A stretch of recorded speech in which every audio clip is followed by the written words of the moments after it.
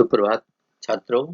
आज हम कक्षा 8 शीर्षक बस की यात्रा वसंत भाग 3 भाग 1 पाठ का अध्ययन करेंगे।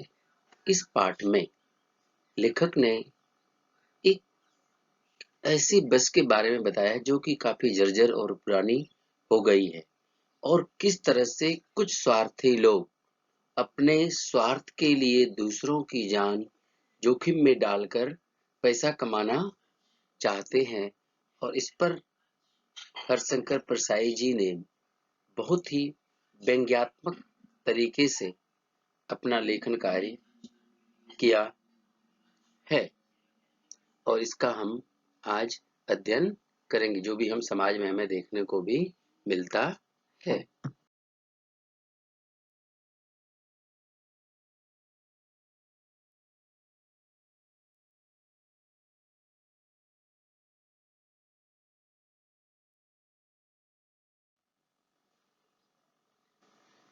बस की यात्रा। हम 5 मित्रों ने तय किया कि शाम 4 बजे की बस से चलें।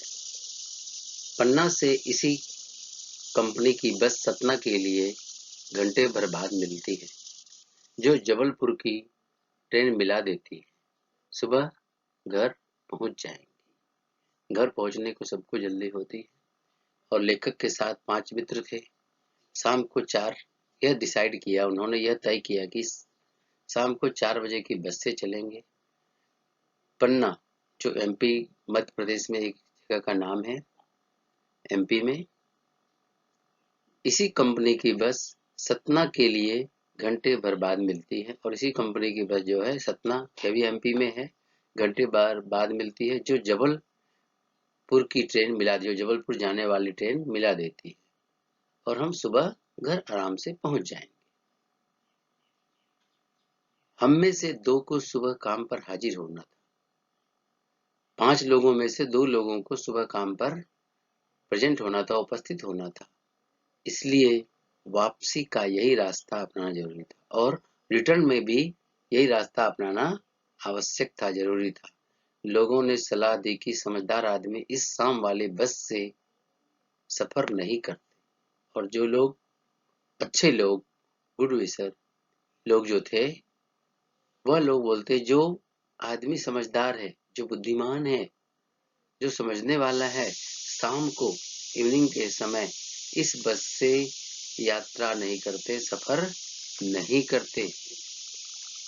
तब लेखक के लोग बोलते, क्या रास्ते में डाकू मिलते हैं? क्या रास्ते में रोबर्स मिलते हैं जो हमें लूट लेंगे? नहीं, बस डाकिन है। बस की हालत देख करके सब लोग, यही लोग कहते थे, बस डाकिन है, बस का कोई भरोसा नहीं, कहाँ पर धोखा दे दे, बस ही डाकिन है। बस को देखा तो श्रद्धा उमड़ पड़ी। खूब वयोवृद्ध थी, सदियों के अनुभव के निशान लिए हुई थी। लोग इसलिए इससे सफर नहीं करना चाहते थे कि वृद्धावस्था में इसे कष्ट होगा। यह बस पूजा के योग्य थी, उस पर सवार कैसे हुआ जा सकता है। बस के प्रति श्रद्धा उमड़ पड़ी, प्रेम उमड़ पड़ा, रिस्पेक्ट उमड़ पड़ी। क्यों? क्योंकि बस खूब वयोवृद्ध थी, पुरानी थी। इससे हम शिक्षा भी ले सकते हैं, हमें बड़े बूढ़ों का सम्मान करना चाहिए, न कि उनका उपहास उड़ाना चाहिए। सदियों के अनुभव के निशान लिए हुए थी, 100 सालों का एक्सपीरियंस का एक सिंबल लिए हुई थी। कौन? बस। लोग इसलिए इससे सफर नहीं करना चाहते थे कि वृद्धावस्था में इसे कष्ट होगा, और लोग इसलिए इसमें यात्रा नहीं करना चाहते थे कि यह ओल्ड टाइम में, वृद्धावस्था में, जरा अवस्था में इसको तकलीफ होगी। यह बस पूजा के योग्य थी। यह जो बस है केवल पूजा करने योग्य है। उस पर सवार कैसे हुआ जा सकता है? उस पर यात्रा, उस पर कैसे बैठा जा सकता है? उस पर कैसे यात्रा किया जा सकता है? बस कंपनी के एक हिस्सेदार भी उसी बस से जा रहे थे। बस कंपनी के जो पार्टनर थे वो भी उसी बस से जा रहे थे। हमने उनसे पूछा, यह बस चलती भी है? बस की हालत देख करके लेखक ने उस पार्टनर से, हिस्सेदार से पूछा, हरिशंकर परसाई जी ने पूछा, यह बस चलती भी है? वह बोले, चलती क्यों नहीं है जी, चलती क्यों नहीं जी, अभी चलेगी, देखो अभी चलेगी। इतनी पुरानी बस को, इतने खस्ता हाल बस को, और वो बहुत शान से, आत्मविश्वास से बोल रहे, चलती क्यों नहीं है जी, अभी चलेगी। हमने कहा, वही तो हम देखना चाहते हैं। फिर लेखक ने कहा, हम वही देखना चाहते हैं, बस कैसे चलती है। अपने आप चलती है यह तो अपने आप चलती है। हाँ जी, और कैसे चलेगी, और कैसे चलेगी, गजब हो गया, आश्चर्य हो गया, ऐसी बस अपने आप चलती है। इतनी पुरानी बस अपने आप चलती है, स्वयं चलती है।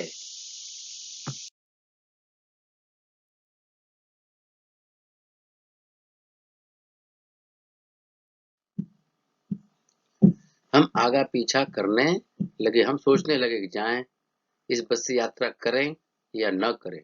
डॉक्टर मित्र ने कहा, जो लेखक के मित्र थे, हरिशंकर परसाई जी के फ्रेंड, दोस्त, मित्र, डरो मत, चलो, डरो मत, चलो, बस अनुभवी है, बस काफी एक्सपीरियंस है, नवी नवेली बसों से ज्यादा विश्वसनीय है। जो नई बस आती है, न्यू बस आती है, उससे कहीं ज्यादा फेथ करने लायक है, विश्वास करने लायक है। हमें बेटों की तरह प्यार से गोद में लेकर चलेगी। जैसे बाप माँ अपने बेटों को प्यार से गोद में बिठाते हैं लैप में, उसी तरह हमें गोद में बिठाकर लेकर चलेगी। डॉक्टर मित्र ने ऐसा कहा। हम बैठ गए। जो छोड़ने आए थे वे इस तरह देख रहे थे जैसे अंतिम विदा दे रहे हैं। जो हमें सी ऑफ करने आए थे, छोड़ने आए थे, और इस तरह देख रहे जैसे हमें हमारा अब जिंदगी का अंतिम समय आ गया, ऐसा विदा दे रहे थे वो। उनकी आंखें कह रही थी, आना जाना तो लगा ही रहता है। उनकी आंखें, वो बोल तो नहीं रहे थे, लेकिन उनकी आंखें कह रही थी, आना जाना तो लगा रहता है। आया है सो जाएगा राजा रंग फकीर। मतलब एक प्रोवर्ब्स है यहाँ पर, आया है सो जाएगा, कोई भी हो उसका मृत्यु निश्चित ही है, चाहे वो राजा हो या गरीब हो, चाहे कोई साधु हो। आया है सो जाएगा राजा रंग फकीर। आदमी को कुछ करने के लिए एक निमित्त चाहिए, आदमी की मृत्यु का एक कारण चाहिए। कोई न कोई जिसका जब आ जाता है तब वह इस दुनिया से चला ही जाता है, लेकिन एक निमित्त, एक कारण चाहिए। इंजन सचमुच स्टार्ट हो गया, इंजन चालू हो गया, ऐसा जैसे सारी बस ही इंजन है और हम इंजन के भीतर बैठे हैं। जैसे सारी बस ही इंजन है। इंजन जब चलता है तो उसमें वाइब्रेशन काफी होता है, और लेकिन यह बस जब चली तो पूरी बस में ही कंपन होने लगा। कांच बहुत कम बचे थे, कांच सब टूट गए थे, उसमें कम बचे थे। जो बचे थे उनसे हमें बचना था, जो बचे थे उनसे भी लेखक को बचना था। हम फौरन खिड़की से दूर सरक गए। खिड़की से दूर सरक, क्योंकि कांच टूटा हुआ था और टूटता, इसलिए खिड़की से थोड़ा अलग हो गए। इंजन चल रहा था, बस का इंजन चल रहा था। हमें लग रहा था कि हमारे सीट के नीचे इंजन है, और लेखक को लगा कि उनकी सीट के नीचे इंजन है। बस सचमुच चल पड़ी, और हमें लगा कि गांधी जी के असहयोग और सविनय अवज्ञा आंदोलन के वक्त अवश्य जवान रही होगी। यह बात इसलिए लेखक को कहनी पड़ी, यह बस कभी नहीं रही होगी। नई कब रही होगी? जब गांधी जी ने असहयोग आंदोलन चलाया था, तब सविनय अवज्ञा आंदोलन चलाया था, उस समय यह बस की हालत ठीक रही होगी, ऐसी जर्जर ऐसी नहीं हुई होगी। उसे ट्रेनिंग मिल चुकी थी, उसे ट्रेनिंग प्रशिक्षण मिल चुका था। हर हिस्सा दूसरे से असहयोग कर रहा था। जो बस का हिस्सा था, सभी एक दूसरे से असहयोग कर रहे थे, कोई एक दूसरे को सपोर्ट कर नहीं था। पूरी बस सविनय अवज्ञा आंदोलन के दौर से गुजर रही थी। पूरी बस जो है सविनय अवज्ञा आंदोलन की दौर से, वह एक मूवमेंट के दौर से गुजर रही थी, कोई किसी को सहायता करने के इच्छुक में नहीं था।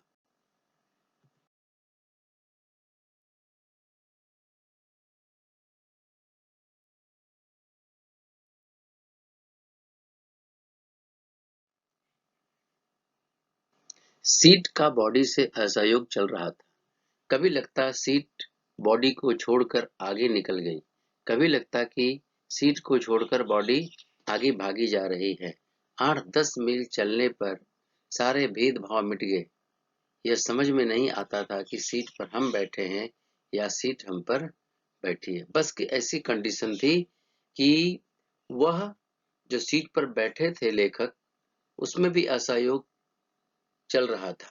कभी लगता कि उनकी जो बैठक सीट है वह बस के सभी अंगों को, बॉडी उसके शरीर को छोड़कर आगे निकल गई, और कभी लगता सीट को छोड़कर उसका जो बॉडी है, उसका शरीर, वह आगे भागी जा रही है।